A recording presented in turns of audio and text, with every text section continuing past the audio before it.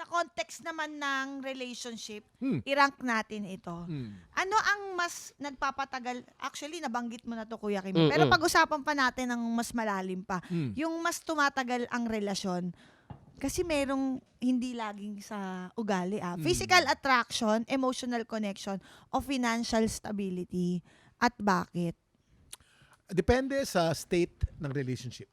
Hindi mo pwedeng sabihin yan eh. Depende kung bago pa lamang ang relationship nyo, gitna, o matagal na. Mhm. Sa una, palaging itsura yan. Sa una. Physical, sa una. Exciting pa, Oh, exciting. no? Mm-mm. Tapos sa pangalawa, pagkatapos mga 10 years, nasa ugali na yan. Mm-mm. Sa ugali 10 na yan. years No, po. sorry. Unahin na sa pera yan. Mm-mm. Apo. Mga 5 years upwards, you're thinking of stability. Ang away nyo palagi sa pera eh. Sasabihin mo palagi, hindi tukol sa pera to, tukol sa pera yan palagi. Kung ang pera nyo ay sapat Apo. at hindi kayo gahol, relax kayo sa isa't isa. Totoo. Totoo. Relax. Totoo. Hindi kayo mag-aaway.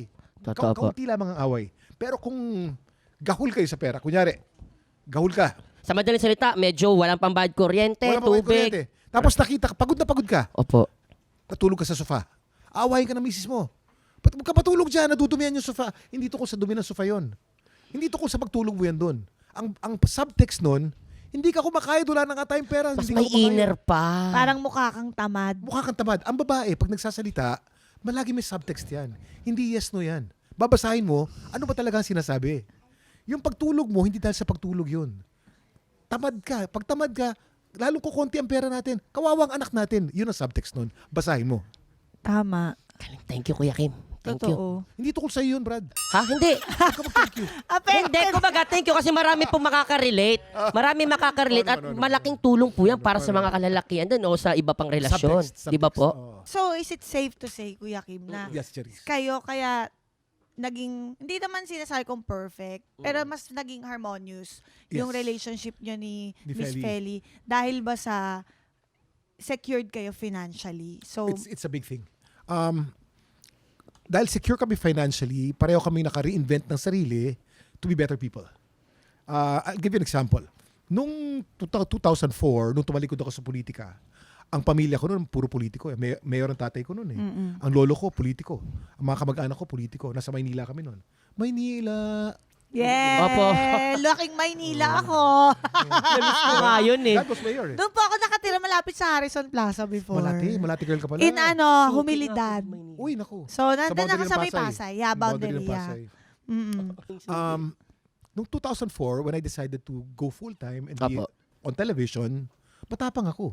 Kasi alam ko na kung pumalpak, hindi ko alam kung... Meron kang Kasi 6 months plan sa B. TV, wala akong sweldo nun eh. Apo. Sa pagpipilit ko sa sarili ko sa ABS-CBN na mapunta sa TV, sabi ko, huwag niyo ako swelduhan. Talaga po? Oo, gusto ko na lumabas sa TV, pero rumarakit ako sa gilid dahil nakikita ko sa TV eh. Nagkaroon lang ako ng kontrata sa ABS after 6 months. Nung nakita ni Maria Reza na, ba't wala kang sahod? I want you to work for me. But you have to decide. Kailangan TV ka na, wala ng politika. But I was able to reinvent myself and take the step. Kasi alam ko may backup ako eh. Si Okay Freddy po. nandun eh.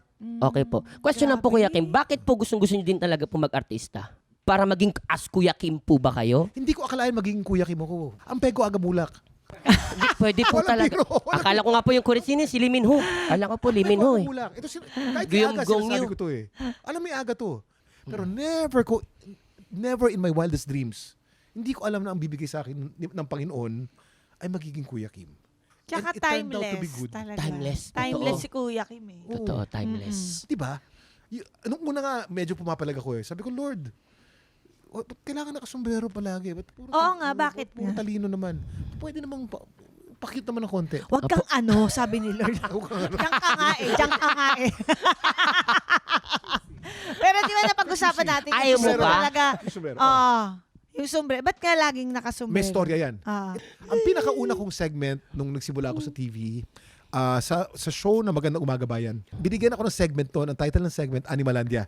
Ang Opo. una kong pasok sa TV, animals lang muna eh. Dahil Animalandia, puro animals yung nilalaro ko, naka-safari outfit ako, naka-shorts. Kaya. Ito yung matanglawin look. Opo, Yeah. opo, opo.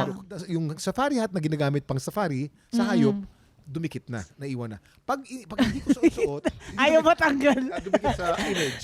Dun sa image. Pag tinanggal ko, nawi-weird na ng tao.